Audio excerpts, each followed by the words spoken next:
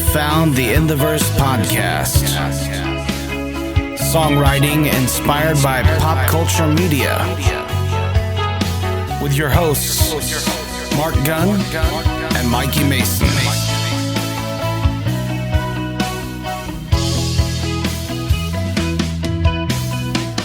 Welcome to In the Verse, the podcast that makes music inspired by popular media. I am Marc Gunn, the creator of Firefly Drinking Songs, the show, and host of Irish and Celtic Music Podcast. And I'm Mikey Mason, the creator of the Beer Powered Time Machine podcast, and currently the now defunct MIKEYtalks podcast that only exists in my head, and the co-host of the In the Verse podcast.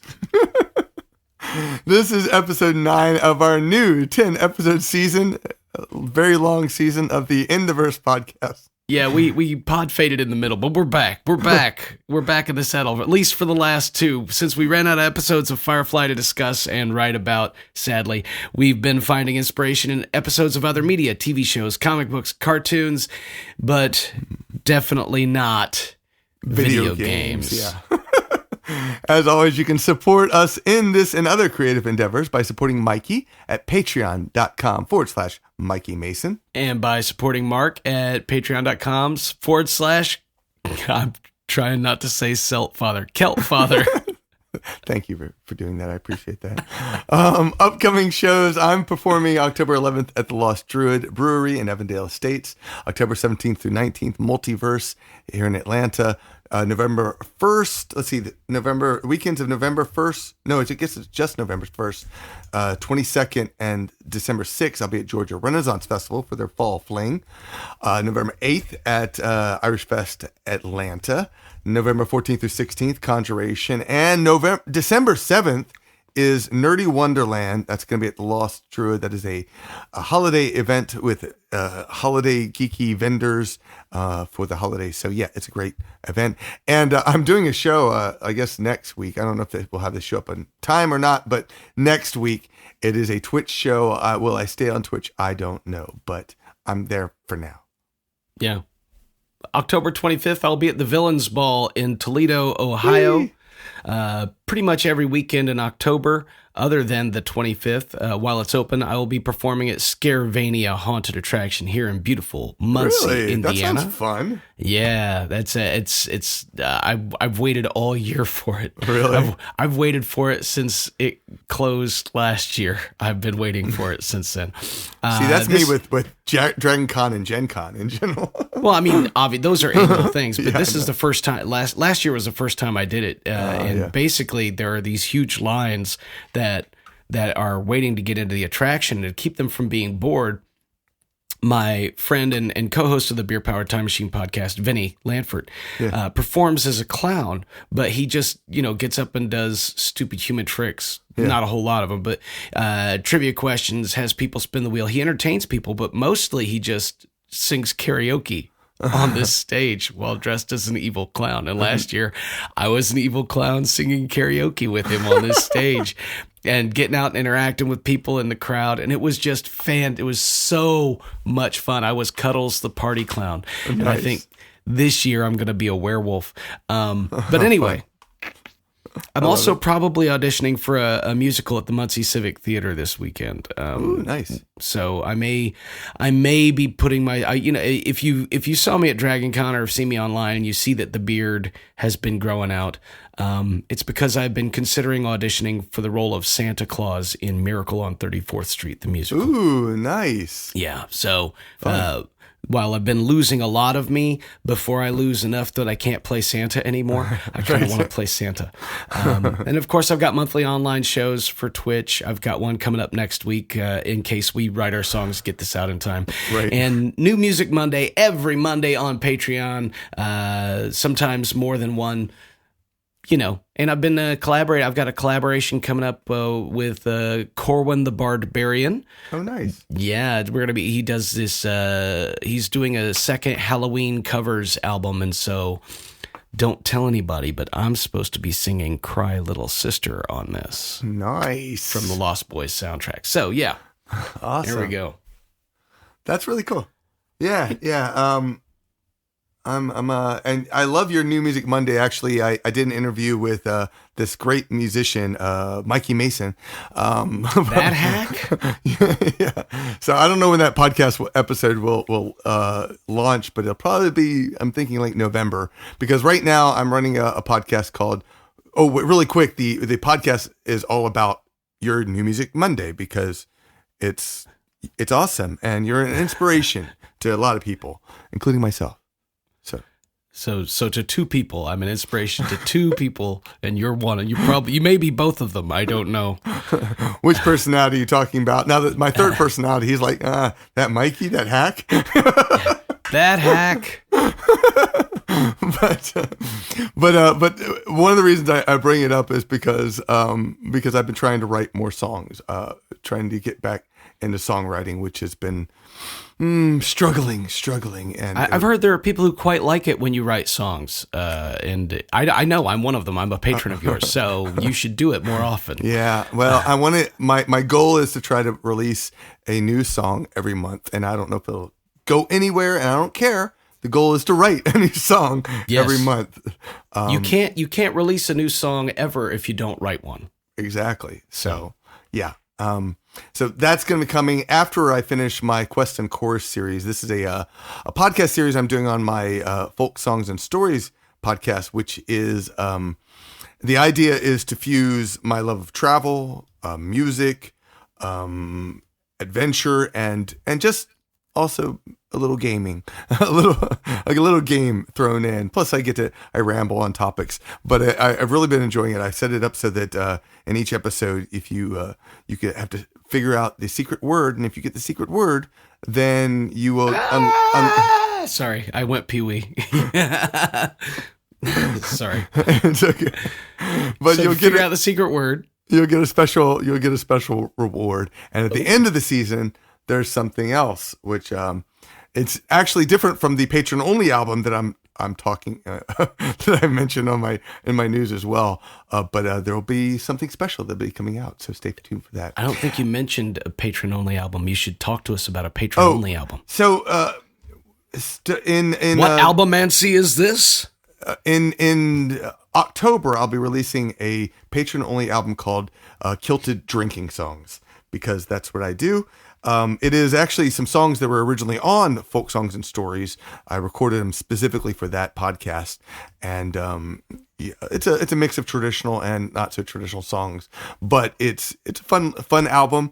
I've been sitting on it for quite a while, and I've decided that I'm going to do a fundraiser or a membership drive beginning of October to try and get more people on my Patreon, and hopefully start releasing new music for all those patrons as well. So, yeah, I'm writing the words "patron only album" on this index card right by me. So when I have this brilliant idea later to have a patron only album release, hold on, I'm gonna write this down, in October ? I'll be like, wow, that's a great idea. I'm glad I thought of that. You must study the art of albumancy. I do. I was practicing it last night because social media was social media-ing. I love that phrase, man. Tell them about albumancy really quick. It's where you where you turn off the other devices that are distracting you because people are behaving as people are wont to behave on social media, and you bury yourself in the arcane art of producing an album, which I'm currently doing, and it is The Passage. I released an album in March. It was called Mimic. I released an album at the end of August. It was called Off Brand. It is still warm. Its corpse isn't cold yet.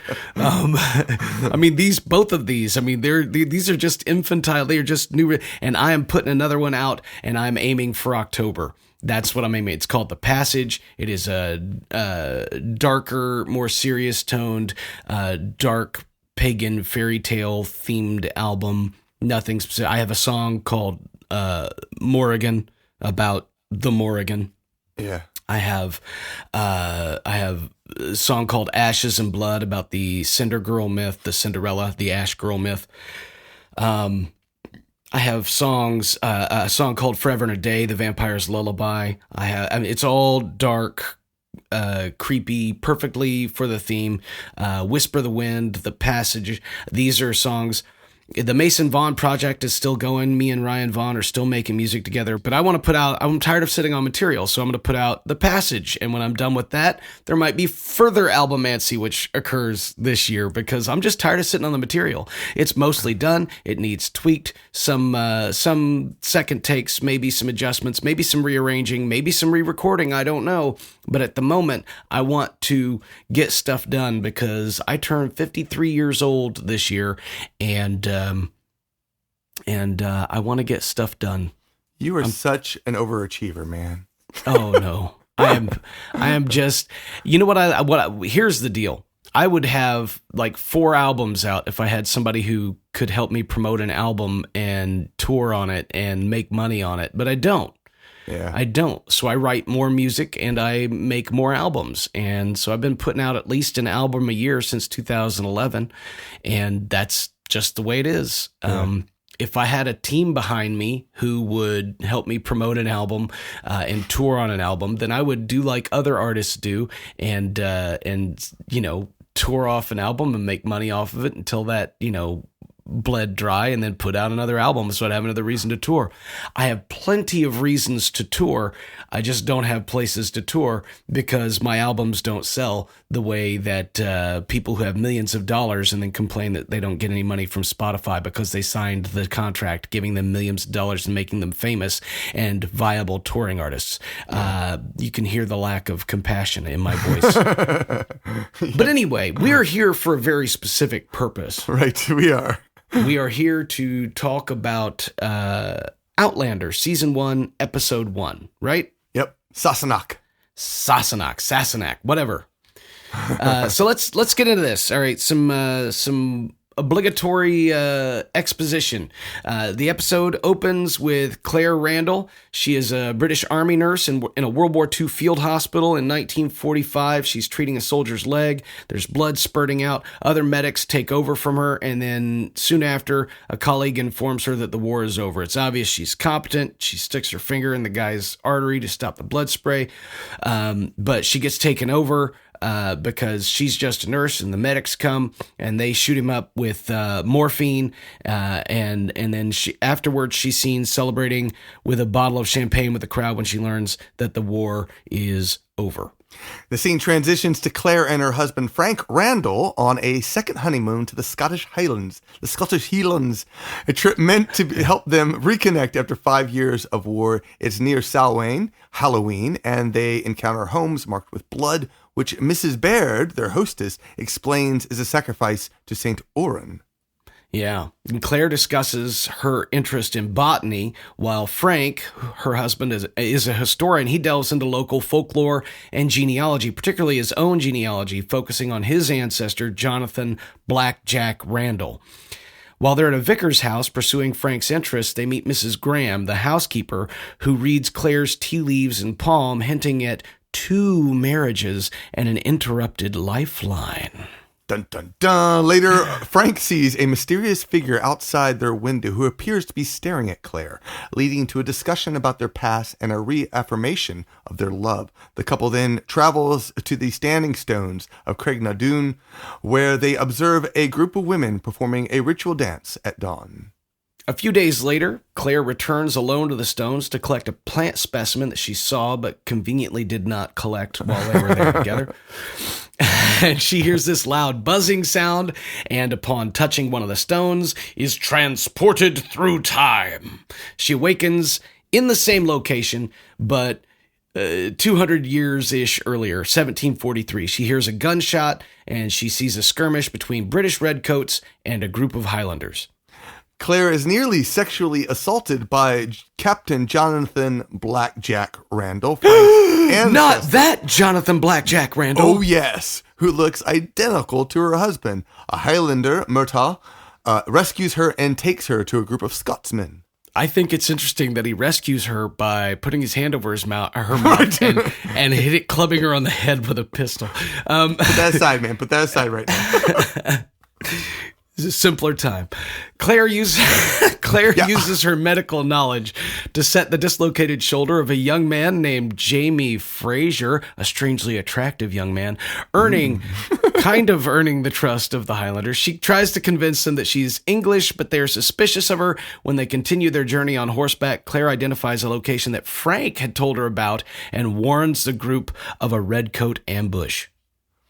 In the ensuing fight, Jamie is shot. Claire once again uses her skill to tend to his wound. The episode concludes with Claire and the Highlanders arriving at Castle Leoch, where she is presented to the clan chief, Colum Mackenzie. All right. So that's we don't even need to do anything. We're done. That's it. That's all we had, right? Oh, yeah, that's it. Well, thanks, Mikey. I've enjoyed this. Great time. See you, Mark. Wait, aren't we writing a song about this stuff? We got to discuss this, don't we? Yeah, we do. Outlander is one of those shows that's hard for me to watch because it's not because it doesn't shy away from sex, but it doesn't shy away from violence or sexual violence. Yes. And, my wife watches this like it's crack. Okay. And she, every time, we renew our Stars subscription every year when it comes out. We get the deal. Is that right? We'll take the cheapy 6-month deal so she can watch her thing. And then, the new one, Blood of My Blood, she's watching that too. And literally the last episode was so brutal of Blood of My Blood, so that I had to get up and go in the other room. And I'm making a comment like a little light entertainment. This is what you do for fun, Yeah. It was so brutal. It was I can believe it. I haven't certainly gotten to that one. We only watched originally we had watched, I think there was the first, I don't know if we made it to the second season. We might have made it to the second season before, it got a little bit too got over the violence and that aspect of it. So the sexual violence, which was the part that we did not enjoy much.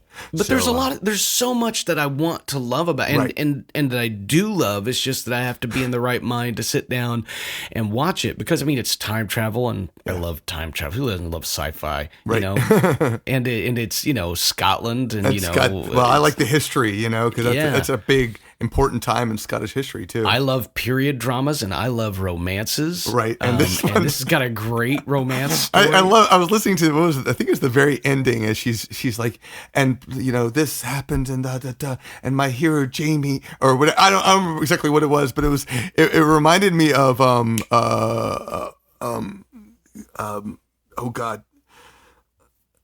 Catherine the Romancing the Stone. Romancing the Stone at the very beginning, when she's finishing up the episode, her book, and she's like, and finally my hero has finally arrived. I was like, it cracked me up at that time. I don't remember thinking about that before, but this time it was like, oh my God, that's hilarious. Yeah, Kathleen Turner. Yeah, Kathleen Turner. Yeah, yeah. So, but that's one of the things that I found. I also agree, because I like period dramas. I like the historical aspect, and I think this show I probably would certainly enjoy more than my wife would because of that aspect. But there's a lot into it. There's a lot of history in it, which is one of the things that I truly love. So it was fun actually going through this and and working on ideas. So yeah. So, and also the author of the books, who I don't think is the showrunner, but she is heavily involved in the creation of the show. Right. Diana Gabaldon. Yeah. I don't know if I'm probably I'm one way or the other. I'm butchering that name. Probably both names. Right. When I say Diana, somebody's probably going to say, no, it's DNA. I don't know. Right. Yes. But, she loves little historical details that she will put in there and make it and it's super, it's interesting, it's compelling. Yeah, definitely. So I found a few themes throughout this. I didn't know if you want to start. I'll start if you don't. Let me go ahead and start, just because you'll probably get all of my themes and then some. I don't know. I had a few. I don't know. So one of the big ones that I got out of this was for theme was feeling seen. Because the very beginning of the episode, it starts with her, basically she's just one of the many people covered in blood trying to help people. And then she's staring and then a few minutes later, she's staring at a vase, in the store and thinking about, whether she would want to be in that old world. And then she's out driving into that world. And then she's out driving with her husband, reconnecting because they haven't seen each other for so long. Yeah. And you come to the very end of the episode, and this is what really got me because, she's helping Jamie and whatnot, but they're not really connecting until the very end. And when all of a sudden he looks at her and he's like, I basically, I see you. I don't remember exactly what he said, but it was basically, I see you and you're there. And, I'm, and it was like the moment where I was like, okay, she is finally being seen. And it's been a while, been 5 years then before she was seen, even when she was with her husband at the beginning of the episode, the first half of the episode. I don't know if she actually felt seen. Yeah, they were having wild sex and such, but and she talks about that's one of the ways that they reconnected. She literally said, regardless of how we, interacted during the day, we were able to reconnect through sex. We were able to have that physical connection.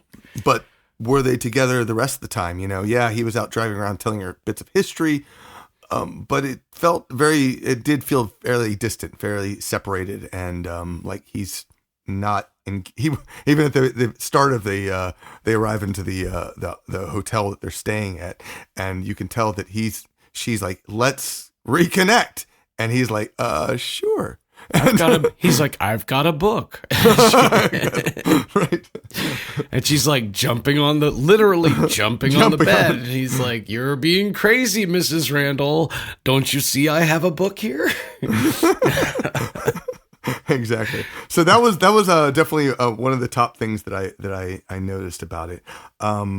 There was the history aspect. So this Scotland, when it comes to Scottish songs, there is a rich history particularly from this period, and where they're telling stories about horrible things that happened and fighting back against the British.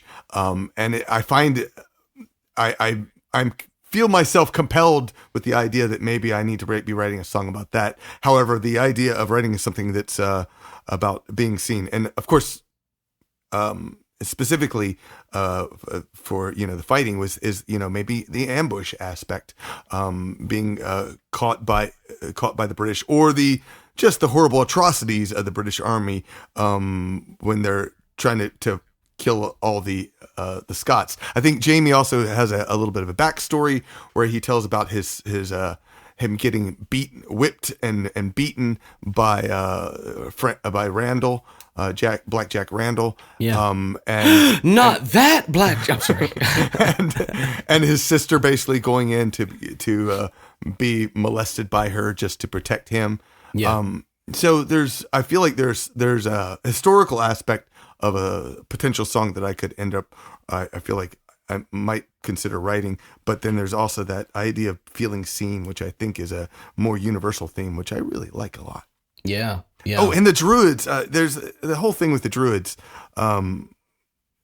Ghosts of freedom on the feast days. I really like that. This was interesting. I do want to point out. I don't know about you, but going through the dialogue and the words that are seen, this episode, I found myself falling flat with things that I'm like, oh my God, I need to write about that. Unlike Firefly or some of the other shows we've done. This one fell flat for me with that. I mean, it's very dramatic, but I don't feel like I didn't come across much that words wise that I feel like there's a couple, but the lines, patterns of your hand, that was something that yeah.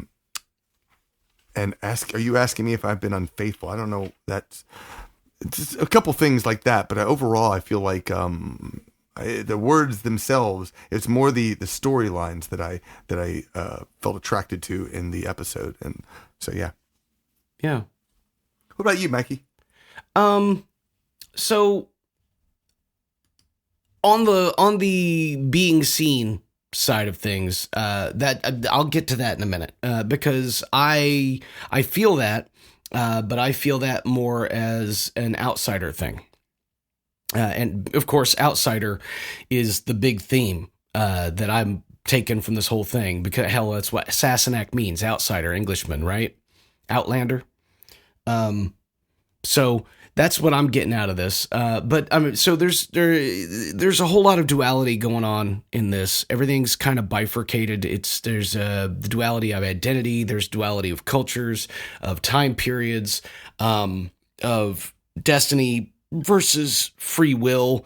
You know, is she supposed to get the vase or not? Is she supposed to be with, Frank or Jamie? I mean, and some of this you kind of know going in, if you know anything about the show, that she's going to end up with Jamie, and you're told that she's going to have that split in her relationship by someone who and then there's the duality of science and superstition or paganism or religion, whatever you want to call it. Right. So, and this just plays out, this duality plays out through the whole thing, right? She's an independent woman who is now expected to be a housewife. She was a very competent war nurse who is now putting her interests, botany, second to Frank's interests, his genealogy, because that's what they pursue when they go on their vacation. They go on their honeymoon to reconnect to the Scottish Highlands. Why? Because he's looking for information about his ancestor. So she's already putting her wants and her needs second when, she had been doing what she thought was important to her. And then there's cultures and time periods. You get this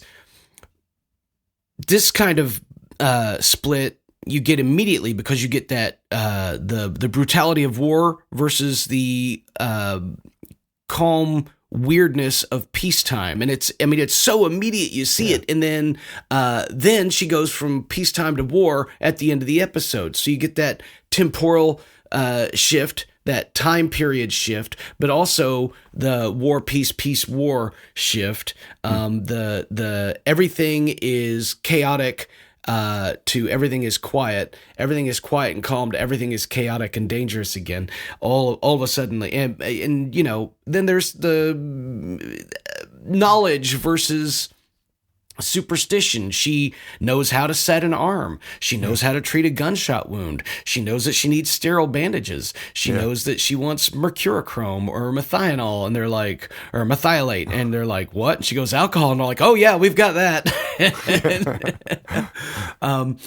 So, there's that, and then there's the differing depictions of masculinity, and how they're both kind of violent in a way, but the modern man in the 1940s had a quiet violence unless you were at war. Right. And it's a more present violence in the 1700s, Right. So you've got all that. And of course, you've got the direct comparison of that between Frank and Blackjack Randall. Right. Right there. So the big thing for me is this whole outsider, the Outlander, the whole social alienation kind of thing. She's, if you've watched later in the series, or even if you haven't, if you're just watching this, you're sure at some point she's going to get accused of being a witch. It's just going to happen. Yeah. She has medical knowledge. She must be a witch, right? Uh-huh. Does she get burned? Probably not. She's the star of the show. But well, it does end after 7-8 seasons, so you never know. Maybe 8 seasons from now she gets burned. But so that's the big thing. The whole Sassenach thing for me is the huge thrust. And that plays into the I feel seen thing, you know what I mean? Yeah. But what really is, and so the other thing is the whole atmosphere thing. You've got the knowledge versus superstition, or science versus superstition, or religion, or paganism, whatever you want to call it. It's hard to say it without insulting somebody on one or both sides. Right. But so you have the science and technology, which is the medical science, the book learning, and the devastation of war, versus the paganism. You've got blood on the doors. You've got people from the town, the housekeeper at the vicar's house, dancing in the druid circle. Right? Was it the housekeeper? Yeah. And maybe even the hostess I don't remember which one it was. It might have been the hostess from their bed and breakfast who was dancing in the druid circle, but I think it was the housekeeper. No, from it was the one house. who was reading the palms. Yeah. And so you have that whole kind of supernatural thing going on. Of course, there's time travel on the stone circle, but so there is, it's pitted against each other. You got blood on the doors. You've got, the ghosts, the veil is thin, the ghosts walk, right? Yeah. And he sees a ghost standing outside. Well, at least it's implied that it's a ghost because it's a guy who looks like he's in a kilt who's standing on a street corner under her window, under the window of their bed and breakfast, looking up at her while she's in the bathroom. And when he walks to him, the guy walks past. He says, he brushed past my arm and I should have felt it, but I didn't. When I turned to look, he was gone. He had vanished. Yeah. Now, I'm going to say something that is a spoiler. Okay. So I want everybody who, even if you are at the final episode of the series, I want to let you know that this is a spoiler from the author of the books. All right. From Diana Gabaldon. All right. I looked it up. I wanted to know who was looking through the window. Right.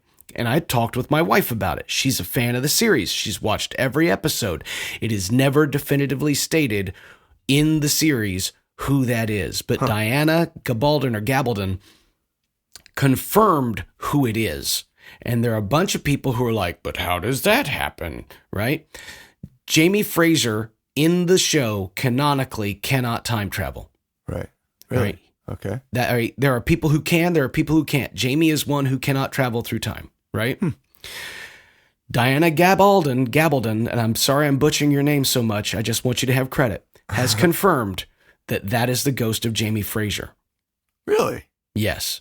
She has confirmed it in interviews. So she said later books in the series, it will confirm that that's the ghost of Jamie Fraser. So it's the ghost of Jamie Fraser. The not ghost of Jamie traveling... Fraser. And there are people like, how can that be? He can't travel through time. I'm like, yes, he can, 1 second at a time, like everybody else. And if he died and his ghost is there 1 second at a time, eventually he's going to get to a point where he is there in Inverness looking up at a window. That makes sense. That makes sense. Yeah. I was wondering that too, but I didn't, think to look it up.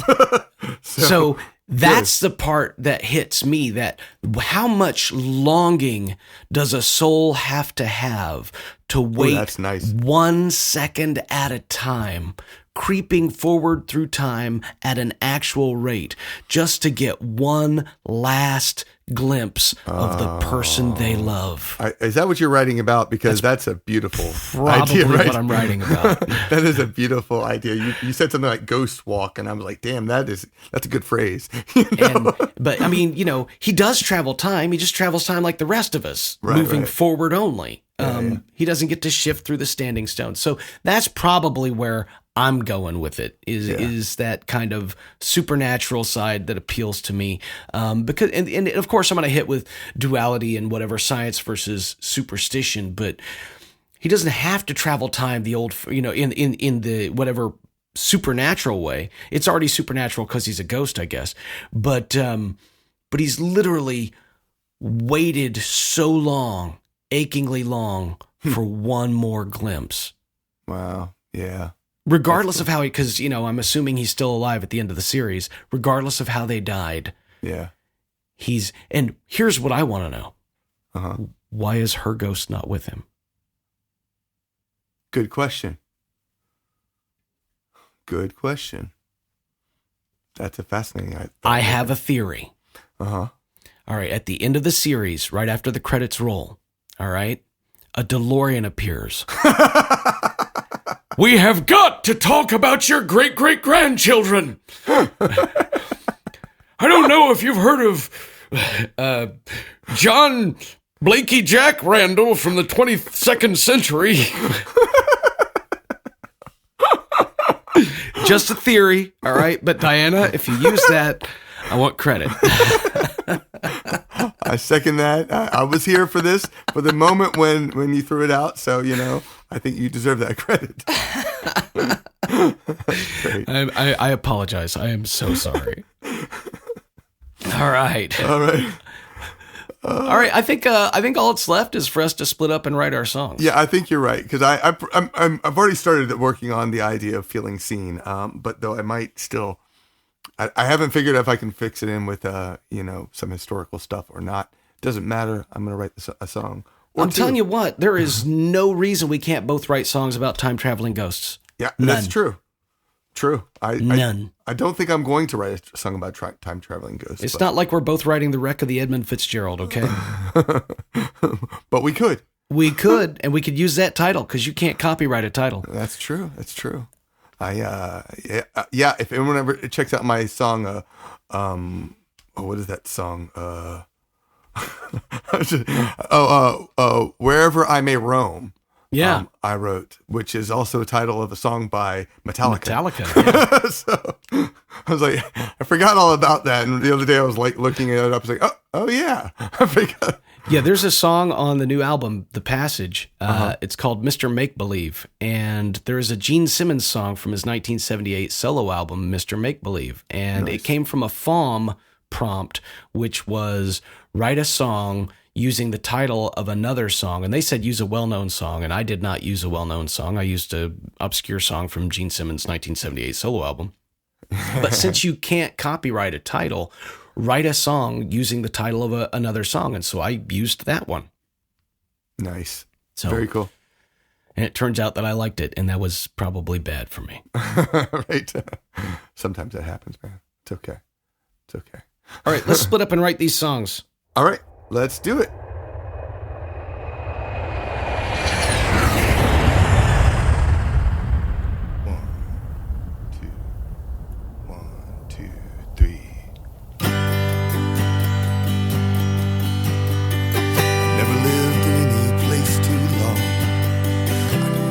Myself a home. When the war ended and the bloodstains dried, I was lost in the wilderness.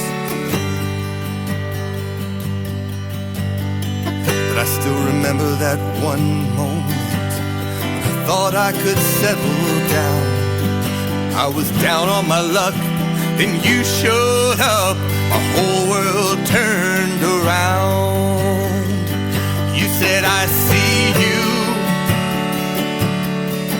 There's a pain deep in your eyes. I see you.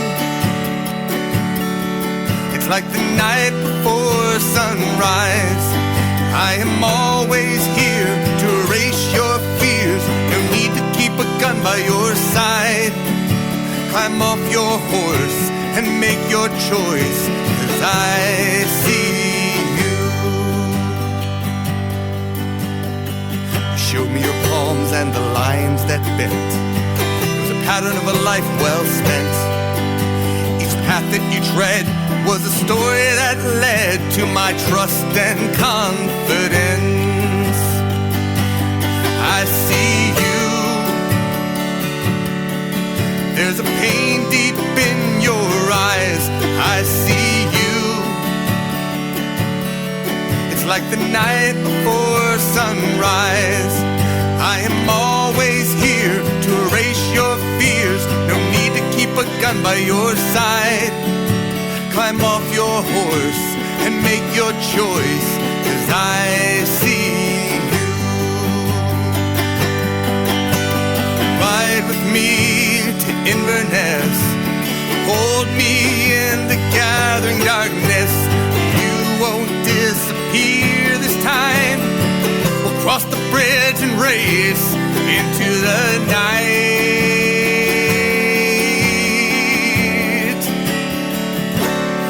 I see you. There's a pain deep in your eyes. I see you. It's like the night before sunrise. I am always here to erase your fears. No need to keep a gun by your side.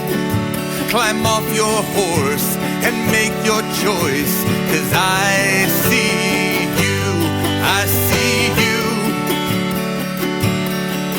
There's a pain deep in your eyes, I see you. It's like the night before sunrise. I am always here to erase your fears. No need to keep a gun by your side. Climb off your horse and make your choice, 'cause I see you. Climb off your horse and make your choice, 'cause I see you.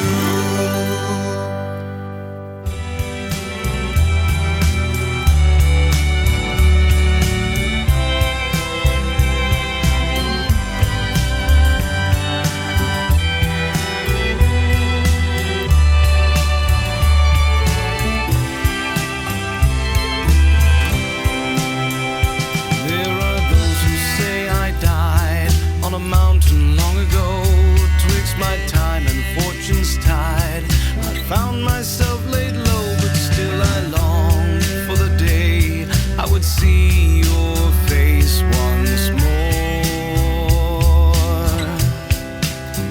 I've walked this earth 100 years, a shadow and a sigh across an ocean made of tears, valleys made of night, and still I longed for the day I would see your face once more.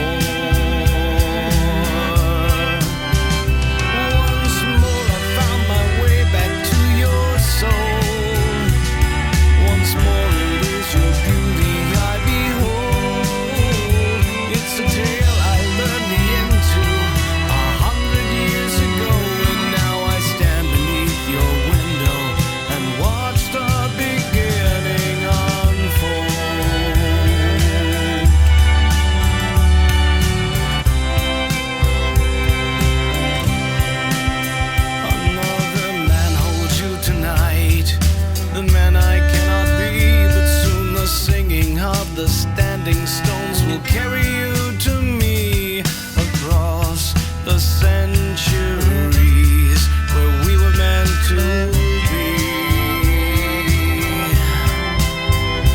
Once more I found my way back to your soul. Once more it's your beauty I behold. It's a tale I learned the end to 100 years ago. Stand beneath your window and watch the beginning unfold.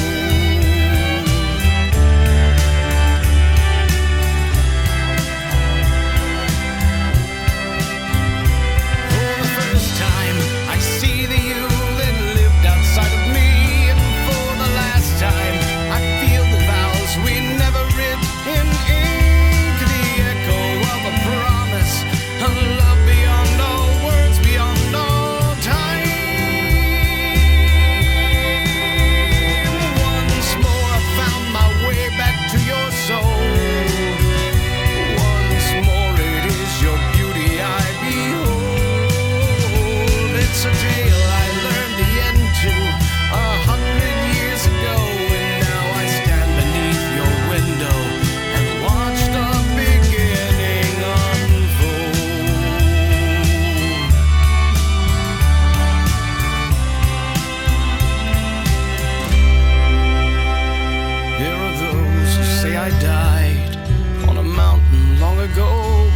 My time and fortune's tide, found myself laid low, and yet I longed for the day I would see your face once more.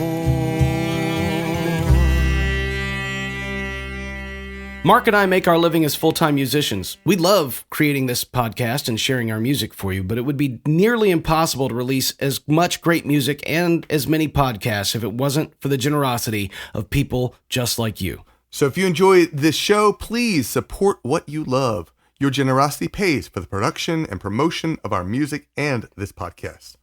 I want to say thank you so very much to my amazing Patreon patrons who help keep the music being made, especially Dark Unicorn, Lauren, Michael Candewall, Les Howard, Brian Jackie, Strad Van Zarovich, Scott Mealy, Scott Weinhusen, Matt and Tracy Jackson, and the Hobbits, Jeremy D. Jackson, and Jennifer Lewis.